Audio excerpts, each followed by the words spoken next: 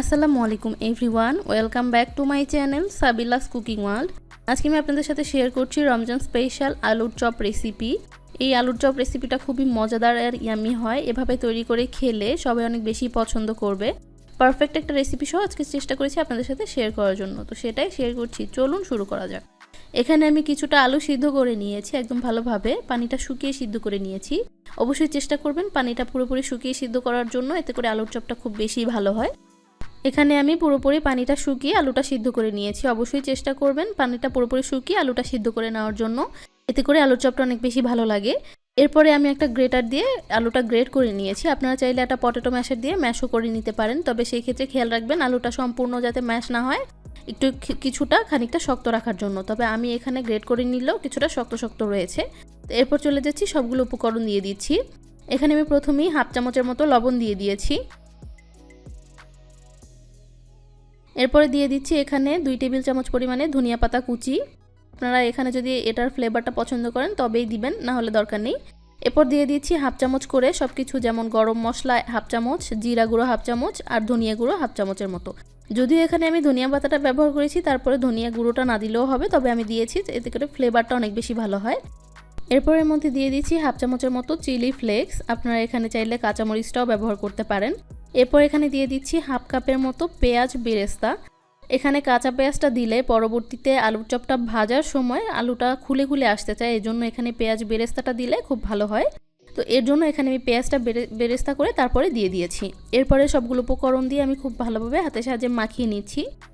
তবে মাখিয়ে নেওয়ার সময় অবশ্যই খেয়াল করবেন আলুটা যেন কিছুটা শক্ত থেকে যায়, একদম পুরোপুরি কিন্তু ভাঙতে যাবেন না, তাতে করে কিন্তু পরবর্তীতে ভাজার সময় আলুটা খুলে আসতে পারে, এটা কিন্তু অবশ্যই খেয়াল রাখতে হবে।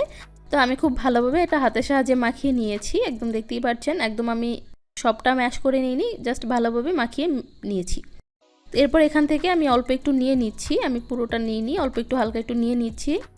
যেমনটা করে আমি আলুর চপটা তৈরি করব সেই শেপে হালকা একটু আলু নিয়ে নিয়েছি এখান থেকে। তো এরপরে মুঠবন্দি করে এখানে একটু গোল গোল করে দিচ্ছি, দেখতেই পাচ্ছেন।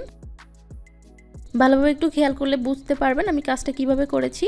ভালো করে ফার্স্টে হাতের মুঠোর মধ্যে গোল করে নিয়ে তারপরে একটা আঙুল দিয়ে আমি একটু চেপে চেপে দিচ্ছি হালকা, যাতে আলুর চপটা একটু পাতলা হয় বা বেশি একটা মোটা না হয়, মানে আমি যেরকম এখানে করেছি আপনারা দেখতেই পাচ্ছেন। তো এরপর এরকম করে নিয়েছি। ঠিক এভাবে করলে আলুর চপটা একদম বেশি মোটাও হবে না, পাতলাও হবে না, আবার ভেঙেও যাবে না। তো আমি দেখতেই পাচ্ছেন কত সুন্দর করে এটা এভাবে করে নিয়েছি, এরকমভাবে করে নিব। এরপর রেখে দিচ্ছি একটা প্লেটের মধ্যে। আমি আরও একটা দেখিয়ে দিচ্ছি, আপনারা দেখলে বুঝতে পারবেন। এখান থেকে অল্প একটু আলু নিয়ে নিয়েছি। এরপরে ঠিক একইভাবে হাতের মধ্যে গোল গোল করে ঘুরিয়ে নিতে হবে একটু ভালোভাবে।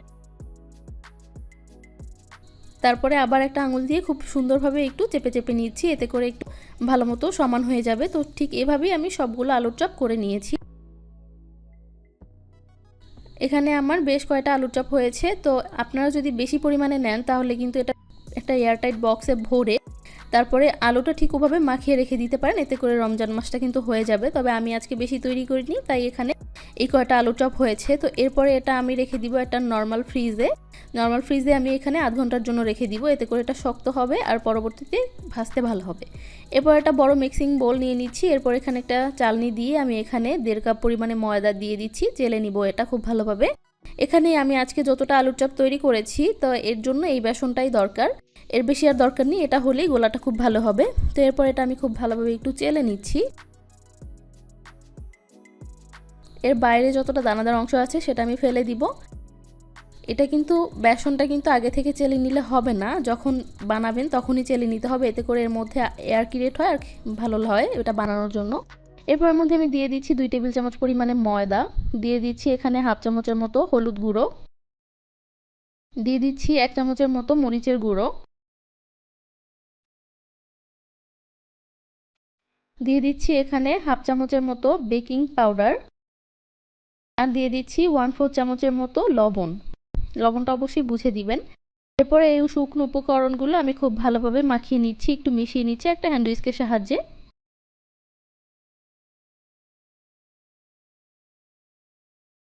ভালোভাবে মিশিয়ে নেওয়া হয়ে গেছে। এরপর এর মধ্যে আমি অল্প অল্প করে পানি অ্যাড করব।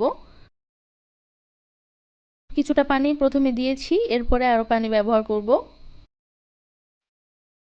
আমি একবারে পানিটা ব্যবহার না করে 2 থেকে 3 বারে পানিটা অ্যাড করেছি, এতে করে এই ব্যাটারটা খুব ভালো হবে। আর অবশ্যই মনে রাখতে হবে আলুর চপের ব্যাটার কিন্তু বেগুনের ব্যাটারের মতো অত পাতলা হয় না, একটু ঘন হয়। এর জন্য এটা একটু ঘন রেখেছি। তো এখানে আমার সব মিলিয়ে 1 কাপের থেকে হালকা একটু কম পানি লেগেছে। এভাবে আমি ব্যাটারটা তৈরি করে নিয়েছি। এরপর একটা হ্যান্ড উইস্ক দিয়ে খুব ভালোভাবে এটা 5 থেকে 6 মিনিটের মতো মিশিয়ে নিতে হবে। আমি অল্প অল্প করে পানিটা অ্যাড করছি, দেখতেই পাচ্ছেন। পুরো 1 কাপ পানি কিন্তু লাগবে না এখানে, ব্যাটারটা কিন্তু হালকা একটু ঘন হবে। এরপর একটু খুব ভালোভাবে হ্যান্ড উইস্কের সাহায্যে মিশিয়ে নিয়েছি, দেখতেই পাচ্ছেন কিভাবে করে নিয়েছি, একটু ভালোভাবে দেখলে বুঝতে পারবেন। এটা একটু ঘন হবে, পাতলা হবে না। এটা খুব ভালোভাবে মিশিয়ে নেওয়া হয়ে গেছে। এরপর এটা রেস্টে রেখে দিব ঢাকনা দিয়ে ঢেকে 20 মিনিটের জন্য। এরপর আধ ঘন্টা পরে আমি এটা আলুর যে চপটা ছিল সেটা বের করে নিয়েছি। এই পর্যায়ে কিন্তু আলুর চপটা অনেকটা শক্ত হয়ে গিয়েছে। এর জন্য ভাজার সময় খুলে আসবে না, খুব ভালো হবে ভাজার সময়। এভাবে তৈরি করে নিয়েছি। আমি আবারও বলে দিচ্ছি, যদি কেউ পরিমাণে বেশি তৈরি করেন তাহলে কিন্তু সেটা এয়ারটাইট বক্সে ভরে তারপর রেখে দিতে হবে। তো এরপরে 20 মিনিট পরে এখানে আমি সেই ব্যাটারটা বের করে নিয়েছি।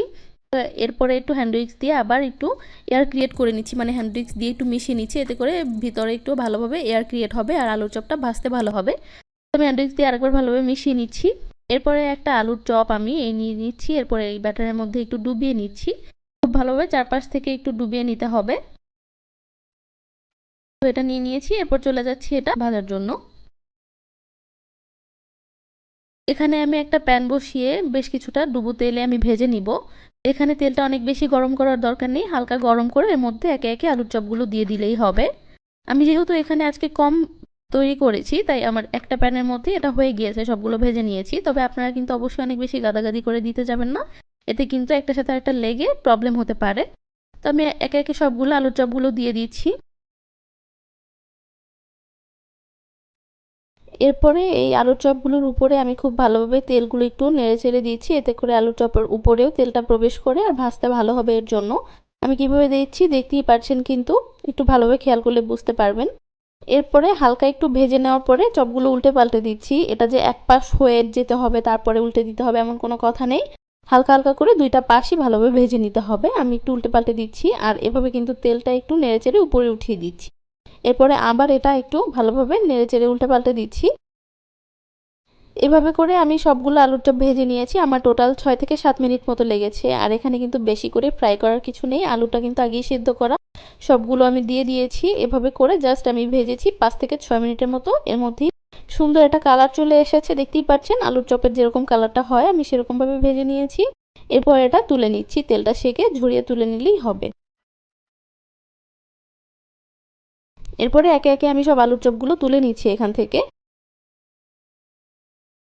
আপনারা কিন্তু রেসিপিটা হুবহু ফলো করে এভাবে একবার তৈরি করে দেখতে পারেন। আলুর চপটা যেমন মুচমুচে হবে, খেতেও খুব ভালো লাগবে, ভিতরটাও ঠিকভাবে কুক হয়েছে। এভাবে একবার তৈরি করে দেখতে পারেন। ইফতারিতে সকলেই খেতে পছন্দ করবে। আর আমরা যেহেতু রমজান মাসে ইফতারিতে এইসব খেতে অনেক বেশি পছন্দ করি, তো এভাবে বাসায় তৈরি করে দিলে বাসার সকলে অনেক পছন্দ করবে। তো এরপর এটা হচ্ছে আমার আলুর চপের ফাইনাল লুক। ভিতরটাও খুব সুন্দর হয়েছে। আপনারা রেসিপিটি হুবহু ফলো করে একবার তৈরি করে দেখতে পারেন, সকলেই খুব পছন্দ করবে। আমার ভিডিওটি ভালো লেগে থাকলে লাইক, কমেন্ট এবং শেয়ার করুন। সাবস্ক্রাইব করে সঙ্গেই থাকুন। আল্লাহ হাফেজ।